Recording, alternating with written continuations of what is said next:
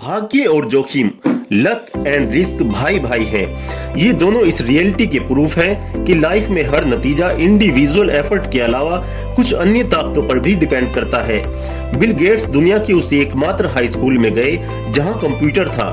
Seattle से कुछ ही दूरी पर स्थित लेकसाइड स्कूल में कंप्यूटर कैसे आया, ये स्टोरी भी बड़ी अमेजिंग है। बिल डूगल सेकेंड वर्ल्ड वॉर में एक सी एविएटर थे जो बाद में हाई स्कूल में मैथ और साइंस के टीचर बन गए। वे मानते थे कि किताबी नॉलेज बिना रियल एक्सपीरियंस के काफी नहीं है। माइक्रोसॉफ्ट के को फाउंडर पॉल एलन ने याद करते हुए बताया था कि बिल डूगल ये समझते थे कि कॉलेज में पहुंचने के समय कंप्यूटर की बेसिक नॉलेज होना जरूरी है। 1968 में डूगल ने लेकसाइड स्कूल मदर्स क्लब से रिक्वेस्ट की कि वे अपनी एनुअल रिटेल सेल्स से होने वाली इनकम लगभग $3000 से एक टेलीटाइप मॉडल 30 कंप्यूटर लीज पर ले, जो टाइम शेयरिंग यानी समय सहभाजन के लिए जनरल इलेक्ट्रिक मेनफ्रेम टर्मिनल से जुड़ा हो। Principles of the time sharing 1965 में इन्वेंट हुआ। बिल गेट्स ने कहा, कोई निश्चय ही काफी दूरदर्शी था। ज्यादातर यूनिवर्सिटी या ग्रेजुएट स्कूलों के पास इतना एडवांस कंप्यूटर उस समय नहीं था जैसा 8वीं क्लास में बिल गेट्स के पास था, और गेट्स को उससे बेतहाशा लगाव था। बिल गेट्स 1968 में 13 साल के थे जब वे अपने क्लासमेट पॉल एलन से मिले। एलन को भी स्कूल का कंप्यूटर इस्तेमाल करने का बहुत जुनून था और इसी जुनून की वजह से दोनों मिलते ही गहरे दोस्त बन गए। लेकसाइड का कंप्यूटर वहां के सामान्य करिकुलम का पार्ट नहीं था, ये एक इंडिपेंडेंट स्टडी प्रोग्राम था। बिल और पॉल आराम से कंप्यूटर में अपनी क्रिएटिविटी को परफेक्शन की तरफ ले जाने में लगे रहते थे, कभी स्कूल के बाद देर रात तक तो कभी वीकेंड पर, और जल्दी ही वे दोनों कंप्यूटर में माहिर हो गए।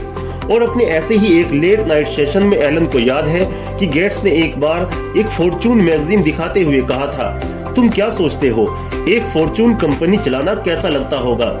एलन ने कहा था कि उन्हें इस बारे में कोई नॉलेज नहीं है, और गेट्स ने कहा, शायद एक दिन हमारी खुद की कंप्यूटर कंपनी होगी। और दोस्तों, आज माइक्रोसॉफ्ट का टर्नओवर $1 ट्रिलियन से भी ज्यादा है। चलिए अब थोड़ा सा तेज गणित। 1968 में यूएन के अनुसार दुनिया में लगभग 303 मिलियन हाई स्कूल की उम्र के लोग थे। उनमें से लगभग 18 मिलियन यूएस में थे और इनमें से लगभग 2,70,000 वाशिंगटन स्टेट में रहते थे। 1 लाख से कुछ ज्यादा सिएटल में रहते थे और इनमें से 300 बच्चे लेकसाइड स्कूल में जाते थे। 303 मिलियन से शुरू करके 300 पर खत्म। 1 मिलियन हाई स्कूल की उम्र के स्टूडेंट में से सिर्फ एक ने ऐसे स्कूल में पढ़ाई की जहां एक कंप्यूटर खरीदने के लिए पैसे और दूरदर्शिता का मेल था। बिल गेट्स उनमें से एक थे।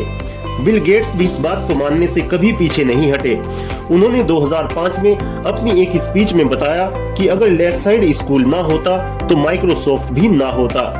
बिल गेट्स जितने ज्यादा माइंडेड हैं, उससे कहीं ज्यादा मेहनती भी हैं। उन्होंने अपनी टीनेज में ही कंप्यूटर को लेकर ऐसी हाइपोथेसिस क्रिएट कर दी थी जिससे एक्सपीरियंस एक कंप्यूटर एग्जीक्यूटिव भी ना समझ पाए। साथ ही लेकसाइड स्कूल में जाने के कारण उन्हें 1 मिलियन में से एक वाली शुरुआती बढ़त भी मिली।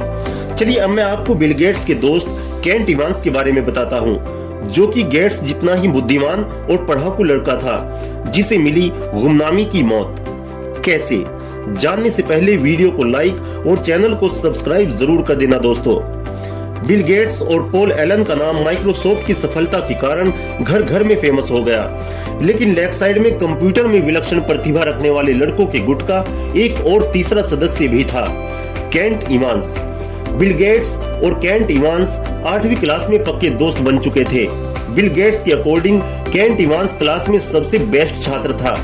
दोनों हद से ज्यादा फोन पर बातें किया करते थे। बिल गेट्स ने इनसाइड बिल्स ब्रेन नाम की एक डॉक्यूमेंट्री में याद करते हुए कहा था कि मुझे अब भी केंट का फोन नंबर याद है। गेट्स ने कहा 5257851। इवांस भी कंप्यूटर में इतना ही टैलेंटेड था जितने गेट्स और एलन। लेकसाइड स्कूल को एक बार क्लास का शेड्यूल बनाने में कठिनाई का सामना करना पड़ रहा था।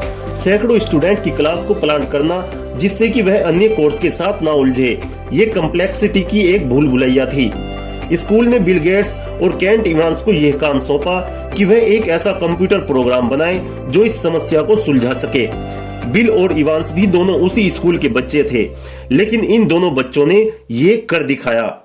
पॉल एलन के विपरीत लेकिन बिल गेट्स के समान ही केंट इवांस भी एक बिजनेस माइंडेड और एम्बिशियस बंदा था। बिल गेट्स याद करते हुए कहते हैं कि केंट हमेशा अपने साथ एक बड़ा ब्रीफकेस रखता था, किसी वकील की तरह। हम हमेशा प्लानिंग करते रहते थे कि हम फ्यूचर में 5 या 6 साल बाद क्या कर रहे होंगे। क्या हमें सीईओ बनना चाहिए? हम किस तरह से दुनिया पर अपनी छाप छोड़ सकते हैं? क्या हम जनरल बन जाएं या फिर हम राजदूत बन जाएं? चाहे जो भी हो, बिल और केंट जानते थे कि वे जो भी करेंगे साथ ही करेंगे। केंट के साथ अपनी दोस्ती को याद करते हुए बिल गेट्स धीमे से चुप हो जाते हैं, लेकिन ऐसा कभी हो न सका।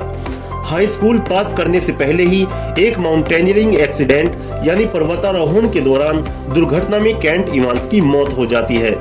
यूनाइटेड स्टेट्स में माउंटेनियरिंग में ईयरली लगभग 3 दर्जन लोगों की मौत हो जाती है और हाई स्कूल की उम्र में एक पहाड़ पर मरने की संभावना लगभग 1 मिलियन में से 1 है।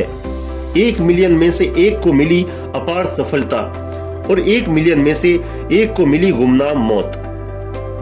बिल गेट्स ने लेफ्ट साइड जाकर 1 मिलियन में से 1 का भाग्य पाया। केंट इवांस ने 1 मिलियन में से 1 का जोखिम पाया, जिसके चलते केंट और बिल गेट्स जो करना चाहते थे, जो पाना चाहते थे, वो सब कुछ अधूरा रह गया, किसी अधूरे ख्वाब की तरह। एक जैसा माइंड, एक जैसी सोच, एक जैसे सपने, लेकिन जीवन की दिशाएं एकदम विपरीत। भाग्य और जोखिम दोनों इस हकीकत के प्रूफ हैं कि लाइफ में हर नतीजा वैसा नहीं मिल सकता जैसा कि हम सोचते हैं। हम और आप इस खेल में 8 मिलियन लोगों में से एक हैं, जिनकी जिंदगी में जाने अनजाने अनगिनत फेरबदल होते रहते हैं। कभी कभी हम जैसा सोचते हैं, जैसा करना चाहते हैं, वैसा नहीं होता, तो कभी कभी ऐसा अच्छा भी हो जाता है कि जैसा हम चाह के भी प्लान नहीं कर सकते। हर बिल गेट्स के साथ एक केंट इवांस भी होता है, जो उतना ही टैलेंटेड और माइंडेड और इंस्पायर्ड था, लेकिन जीवन के चरखे के दूसरी ओर पलटकर रह गया। अगर आप लक और रिस्क को बराबर का सम्मान दें, तो अपनी या किसी और की फाइनेंशियल सक्सेस को देखकर आप पाएंगे कि कुछ भी इतना अच्छा या बुरा नहीं होता जितना वह दिखता है।